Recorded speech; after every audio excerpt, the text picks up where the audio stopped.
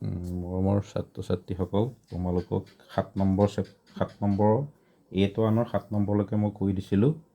আজি ত্ৰিকোণমিতিক পৰিচয় 8ৰ পৰা বাকীখিনি কৰি দিছোঁ। চাবা তোমালোকে। এতিয়া 8ৰ 1 নম্বৰ 8ত আনটো আছে, যদি 3 cot A = 4 তেন্তে 1 - tan square A by 1 + tan square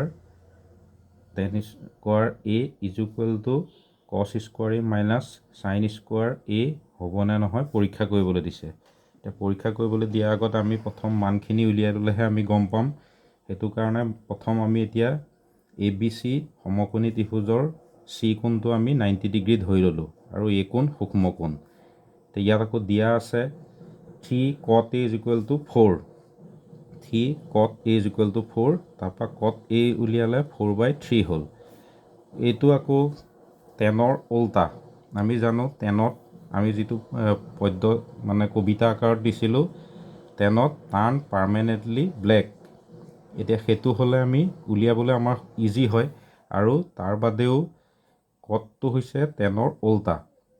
এতিয়া tan A = 1/cot A, তেতিয়াহ'লে 1/4/3 কৰিলোঁ, ওপৰলৈ 3টো গুচি গ'ল, তললৈ 4টো গুচি আহিল। এইটো এতিয়া আমি জানো যে cot A = ইয়াৰ উল্টা হ'লে AC/BC হ'ল। এতিয়া AC মান 4, BC মান 3, K ধৰি ল'লোঁ। তেতিয়াহ'লে AC = 4K, BC = 3K। তেতিয়াহ'লে আমি এতিয়া BCA সমকোণী ত্ৰিভুজৰ পৰা কৰ্ণ স্কোৱাৰ = ভূমি স্কোৱাৰ প্লাছ লম্ব স্কোৱাৰ। এতিয়া তাত আমি মানকেইটা বহুৱাই দিলোঁ, এইটো পাইথাগোৰাছৰ সূত্ৰ। তাৰপৰা মানকেইটা বহুৱাই দিলোঁ 16K² 9K²। তেতিয়াহ'লে 25K² হ'ল। AB উলিয়ালে, √/, ওলালে 5K। এতিয়া আমাক উলিয়াব লাগিব যিহেতু চাইন, কছ আৰু টেনৰ। তেতিয়াহ'লে আমি প্ৰথম চাইন A উলিয়ালোঁ।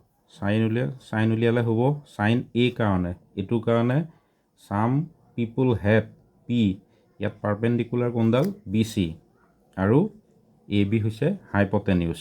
এইটো তাৰ মানকেইটা আমাৰ যিকেইটা পাইছিলোঁ পাতি দিলোঁ। এইকেইটা হ'লে 3/5 ওলাল। কছত curly brown hair B/H, B মান AC, Hৰ মান AB। তেতিয়াহ'লে তাত মানকেইটা বহালোঁ 4/5। আমি এইকেইটা এতিয়া পালোঁ। তাৰপিছত আমি কি কৰিম, টেনৰ মানটো আমি যিহেতু পাই থৈছোঁ, সেইকাৰণে টেনটো এক্সট্ৰাকৈ উলিয়াব নালাগে। ইয়াত টেনত এইখিনিত আমি এইটো পাই থৈছোঁ 3/4, আৰু চাইন A কছ A লাগিব। তেতিয়াহ'লে প্ৰথম বাওঁপক্ষ পাতিলোঁ, এইটো 1 - tan square A, 1 + tan square A। তাত এতিয়া টেনৰ ঠাইত এইটো পাতি দিলোঁ।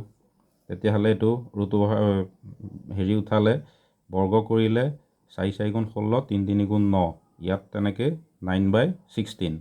এতিয়া 16 লসাগু ল'লোঁ, 16 - 9, তলত এইটো প্লাছত আছিল 16 + 9/16।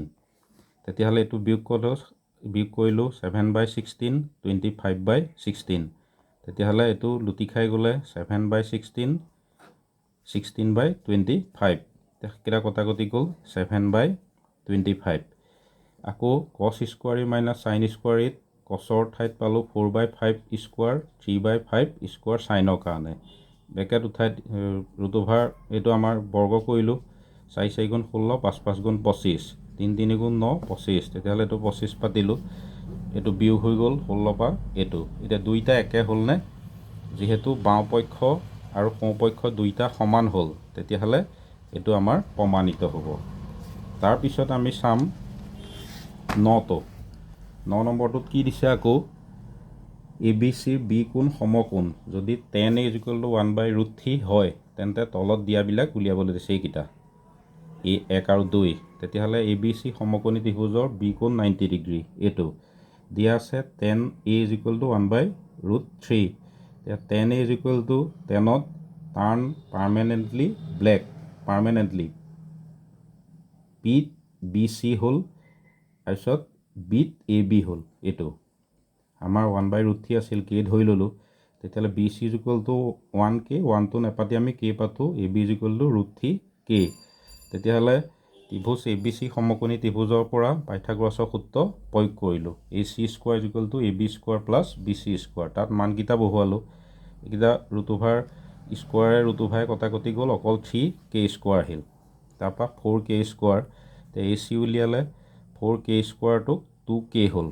তেতিয়াহ'লে sine A is equal to চাইনৰ কাৰণে পিপল হেড, চাইন পিপল হেড আছিল P, পাৰ্পেণ্ডিকুলাৰ ইয়াত কি BC বাই AC। মান বহুৱালোঁ, হাফ ওলাল। কছত এইটো ওলাল, কছত আমাৰ B বাই H, B মান এইটো পাতিলোঁ, Hৰ মান এইটো, তেতিয়া ৰুট 3/2। আকৌ চাইন C, এতিয়া এইটো চাই ল'বা। চাইন Cৰ কাৰণে আমাৰ সূত্ৰমতে কি হয় P বাই H, P পাৰ্পেণ্ডিকুলাৰ এই কোণটোৰ কাৰণে পাৰ্পেণ্ডিকুলাৰ হ'ব এইডাল, আৰু এইডাল হৈছে হাইপটেনিউজডাল একেই থাকে। এতিয়া এইডাল ইয়াত ভূমি C কোণৰ কাৰণে, তেতিয়াহ'লে AB বাই AC, তাতো মান পাতি দিলোঁ এইকেইটা ৰুট 3/2। এইটো কটাকটি কৰাটো বুজি পাইছা। আকৌ চাইন Cটো সেই একেই, চাইন C কাৰণে এইটোৰ কাৰণে হ'ব, তেতিয়াহ'লে এইটো কটাকটি কৰিলোঁ, হাফ ওলাল। তেতিয়াহ'লে আমাক অংকটোত দিছে কি চাইন A কছ C প্লাছ কছ A চাইন C।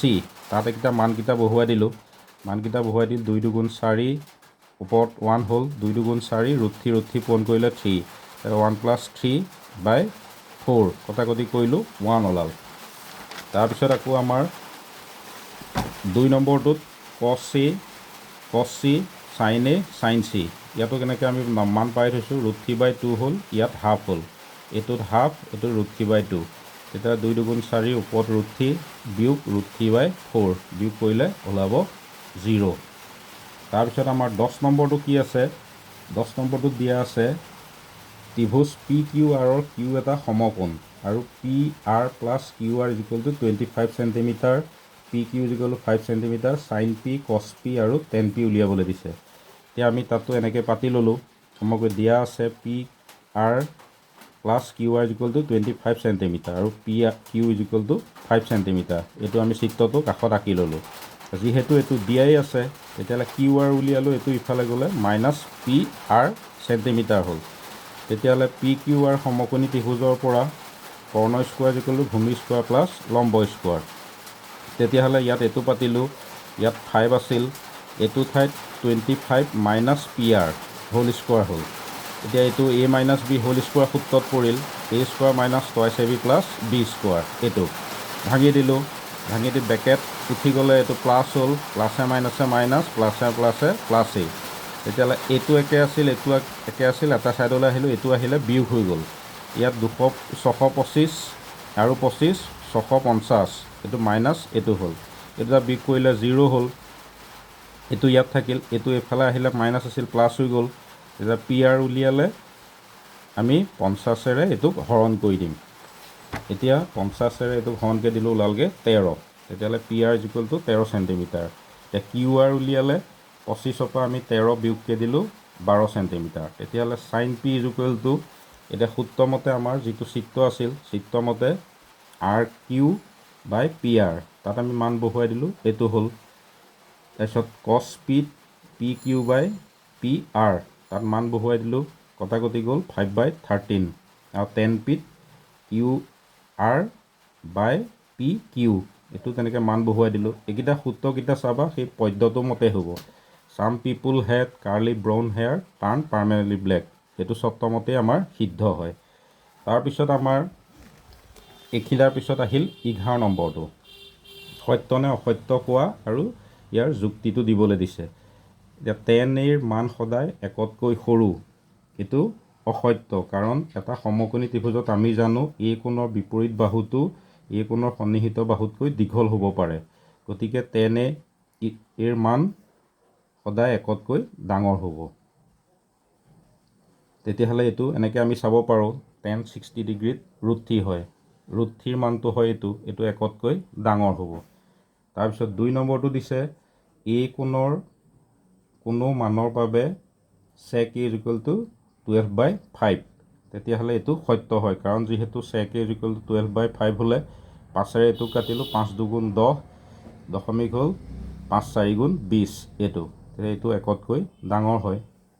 তাৰপিছত 3 নম্বৰটো আকৌ কি দিছে, এইটো ভুলেই কষ্টেন অফ এংগল এ সংক্ষিপ্ত ৰূপত কছ এ এইটো হৈছে কছ এ ইয়াক কয় কচাইন এ বুলি ক'ব তেতিয়াহ'লে আমাৰ এইটো ভুল হ'ব অসত্য কাৰণ কছ এৰ কচাইন এৰ দ্বাৰা সূচোৱা হয় তাৰপিছত 4 নম্বৰটো কট আৰু এৰ পূৰণফল কট এ এইটো অসত্য কাৰণ কটেন্ট অফ এংগল এ সংক্ষিপ্ত ৰূপ হৈছে কট এ তাৰপিছত 5 নম্বৰটো হৈছে কোনো এটা কোণ থিটাৰ বাবে সাইন থিটা ইকুৱেল টু 4/3 এইটো অসত্য কাৰণ sine theta equal to 4/3 equal to 1.333 হয় এইটো কটাকটি কৰি চাবা হৰণ কৰিলে 1.33 ওলাব এইটো একতকৈ ডাঙৰ অৰ্থাৎ সাইন থিটাৰ মান সদায়